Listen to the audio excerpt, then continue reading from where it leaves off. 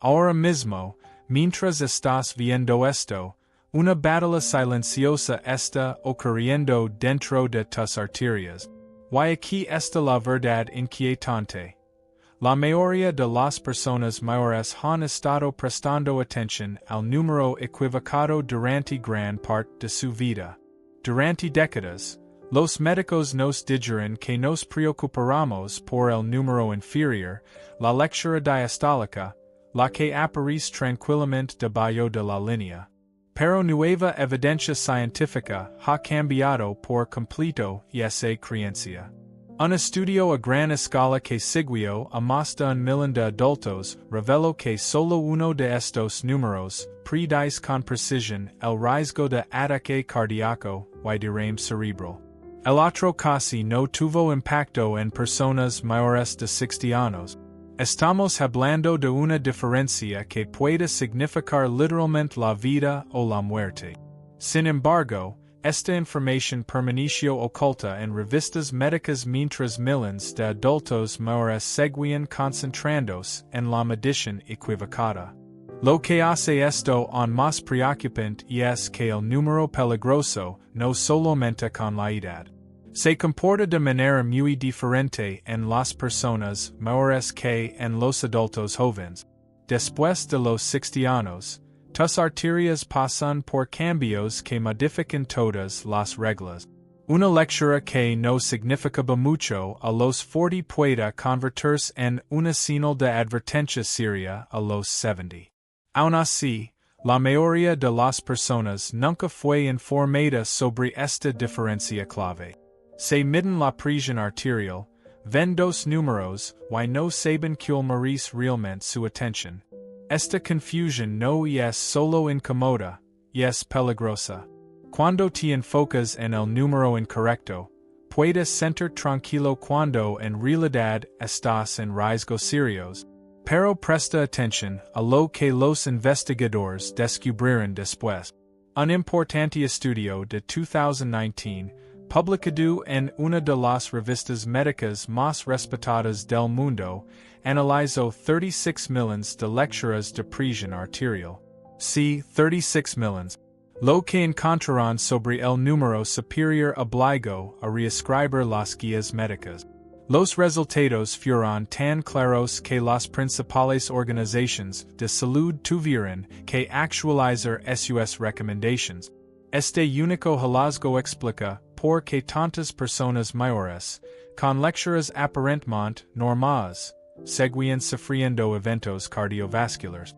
La respuesta estuvo a la vista todo el tiempo. Y al final de este video, entenderás por qué esta información es importante para tu salud y qué puedes hacer al respecto desde hoy. Antes de comenzar, dinos en los comentarios tu edad y desde donde nos estás viendo. Leemos y respondemos cada comentario, así que deja el tuyo abajo. Ahora, sin más, el endurecimiento de las arterias no puede revertirse por completo, pero sí puede ralentizarse y controlarse. La actividad física constante ha demostrado conservar la flexibilidad arterial mejor que casi cualquier otro método. Una investigación de la Universidad de Texas mostró que los adultos que se mantuvieron activos durante la mediana edad tenían arterias similares a las de personas entre 20 y 30 años más jóvenes. El mensaje es claro. No ignore el número superior de la presión arterial solo porque el número inferior parezca tranquilizador. Ahora que entendimos por qué la presión diastólica pierde valor predictivo con la edad, podemos analizar otro factor clave que muchos adultos mayores nunca consideran. Número 4. La diferencia de presión del pulso y lo que revela. Existe un tercer valor oculto en la lectura de la presión arterial que la mayoría de las personas nunca calcula. Se llama presión del pulso y puede ser uno de los indicadores más ignorados de la salud cardiovascular en los adultos mayores. La presión del pulso es simplemente la diferencia entre la presión sistólica y la diastólica.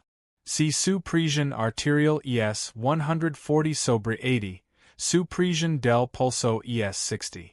Esta diferencia muestra información importante sobre la salud de las arterias que ninguno de los dos números revela por sí solo. Las investigaciones que la relacionan con resultados graves de salud son muy sólidas. Un gran estudio publicado en la revista Hypertension analizó datos de casi 20,000 adultos mayores durante un periodo de 15 años. Los investigadores descubrieron que por cada aumento de 10 puntos en la presión del pulso, el riesgo de eventos cardiovasculares mayores aumentaba aproximadamente un 13%. Esto se mantuvo incluso cuando los valores sistólicos y diastólicos estaban dentro de rangos considerados aceptables. Una persona con una presión de 130 sobre 60 tiene una presión del pulso de 70. Otra con 130 sobre 80 tiene una presión del pulso de 50. El número sistólico es el mismo, pero los perfiles de riesgo son muy diferentes. Aun así, las guías estándar de presión arterial rara vez mencionan esta diferencia. El aumento de la distancia entre la presión sistólica y la diastólica es una señal de rigidez arterial. Cuando las arterias no pueden expandirse correctamente para absorber la fuerza de cada latido, esa presión no tiene a donde ir. Esto hace que el número sistólico suba mientras el diastólico se mantiene igual o baja. Piensa en una manguera de jardín. Una manguera flexible absorbe parte de la presión del agua. Una manguera rígida transmite toda esa fuerza directamente. El corazón empuja la sangre hacia un sistema que pueda amortiguar esa fuerza o amplificarla. Las arterias rígidas la amplifican, y el cerebro, los riñones y el corazón reciben esa fuerza aumentada con cada latido. Para los adultos mayores, las implicaciones son importantes. Una presión del pulso superior a 60 se considera generalmente elevada. Por encima de 80 genera una seria preocupación. El estudio de Rotterdam, que siguió a más de 5,000 personas mayores, encontró que en las arterias envejecidas que ya están rígidas y enfrentan una presión sistólica más alta, este aumento diario actúa como una tensión repetida sobre vasos sanguíneos frágiles. La implicación práctica tiene que ver con cuando medir la presión arterial y cómo podría ajustarse el horario de los medicamentos. Medir la presión arterial dentro de la primera hora después de despertar, antes de tomar cualquier medicación, ayuda a identificar el aumento matutino. Este valor debe compararse con una medición nocturna tomada a la misma hora cada día. Si el valor de la mañana es de forma constante 40 puntos o más alto que el de la noche, este patrón debe comentarse con el médico. Algunos estudios indican que tomar los medicamentos para la presión arterial por la noche en lugar de la mañana puede ayudar a controlar mejor el aumento matutino. Sin embargo, esta decisión depende de cada persona y debe tomarse con orientación médica. El horario de los medicamentos no es el único factor. La rutina de la mañana también influye. Una investigación publicada en el European Heart Journal mostró que desayunar dentro de las 2 horas posteriores a despertarse ayudó a reducir el aumento matutino de la presión arterial en comparación con saltarse el desayuno. Beber agua inmediatamente al despertar ayuda a contrarrestar el espesamiento de la sangre que ocurre durante el sueño.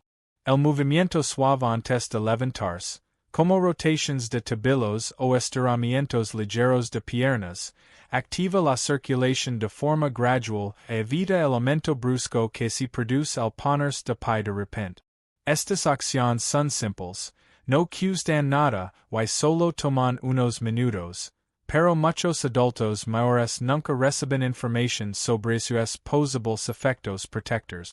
Aunque el aumento matutino es una preocupación importante, Los investigadores han identificado otro patrón de presión arterial que puede ser aún más preocupante para los adultos mayores. Número 2. La variabilidad de la presión arterial, y porque la estabilidad importa más de lo que muchos creen. La mayoría de las personas solo se fijan en si su presión arterial es alta o baja, pero cada vez hay más evidencia de que cuanto fluctúan esos valores es igual de importante, especialmente en la edad avanzada.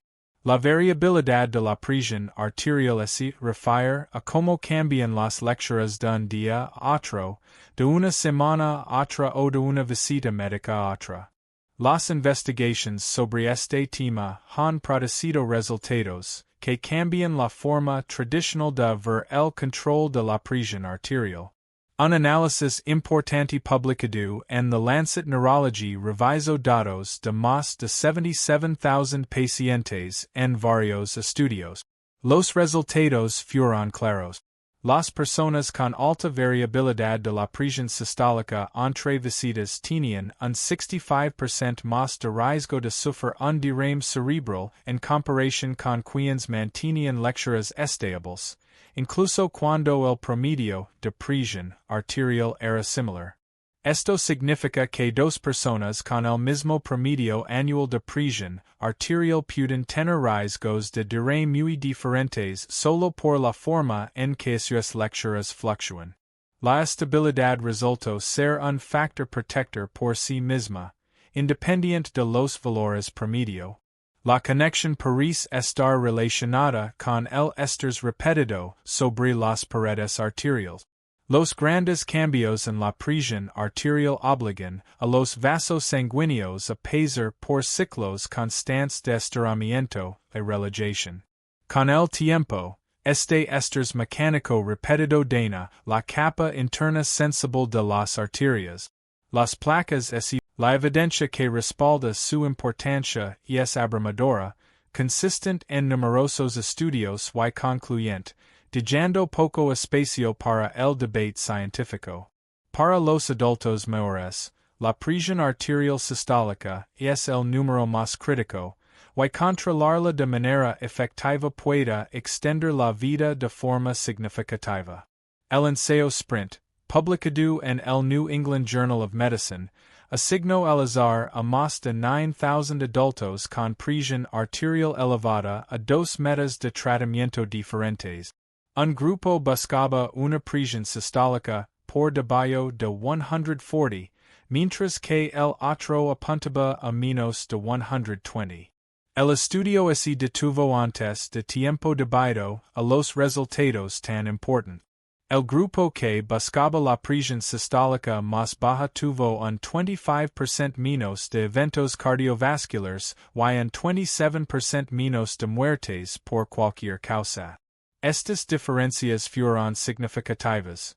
Más de uno de cada cuatro ataques cardíacos y accidentes cerebrovasculares se previnieron simplemente al reducir la presión sistólica. Los beneficios fueron especialmente notables en adultos mayores de 75 años. La razón por la que la presión sistólica es el factor de riesgo dominante en los mayores está directamente relacionada con el endurecimiento arterial. A medida que las arterias pierden flexibilidad, ya no pueden absorber la fuerza de cada latido, transmitiéndola directamente a los órganos.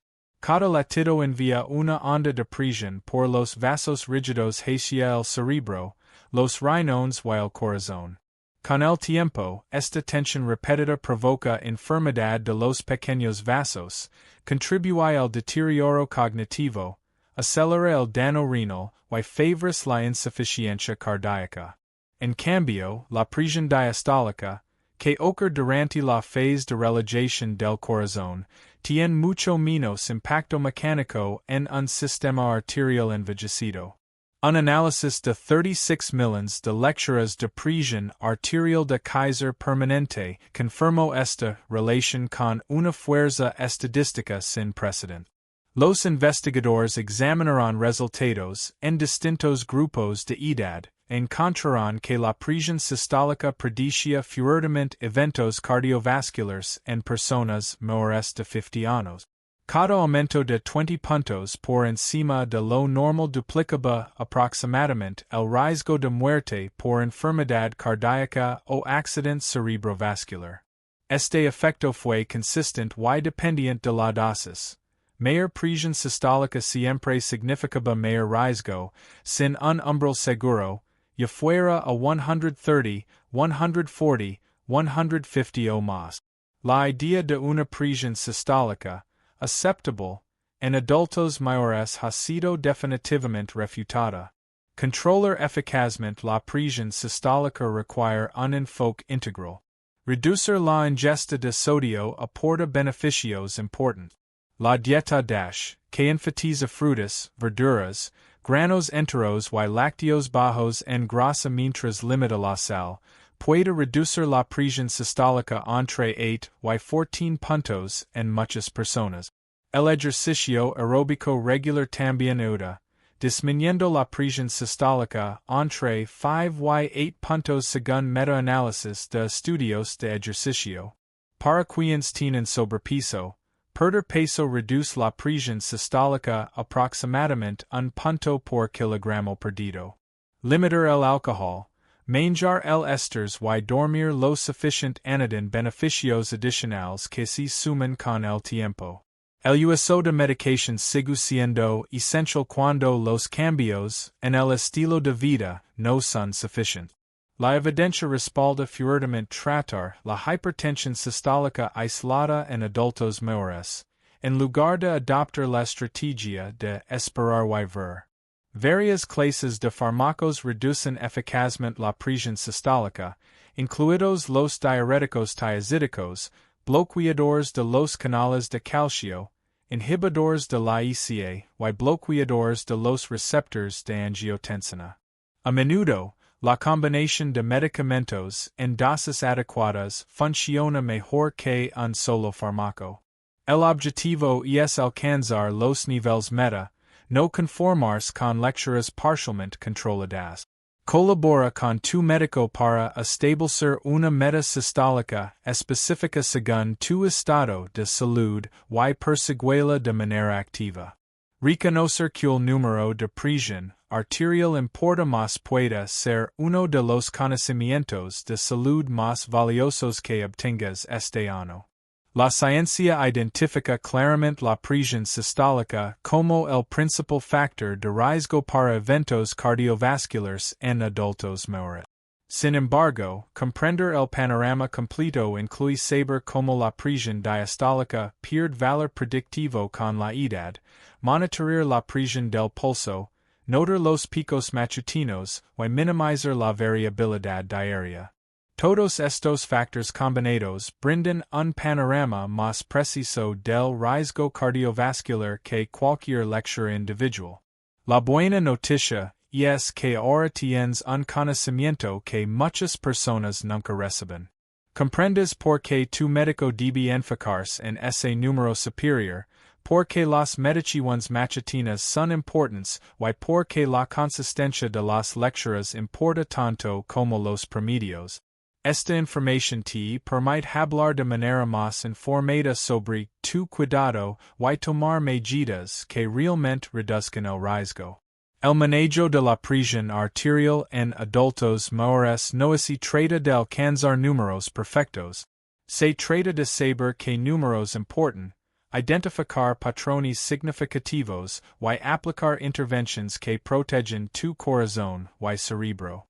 ¿Has notado que tu presión arterial es más alta en la mañana que en la noche? Comparte tus experiencias con las lecturas matutinas y cualquier estrategia que ayude a estabilizarlas. Ahora queremos saber de ti. ¿Tuvo alguien que conoces tiene hipertensión? ¿Qué síntomas notaste? Comparte tus experiencias y opiniones en los comentarios. Nos encanta escuchar. Gracias por ver.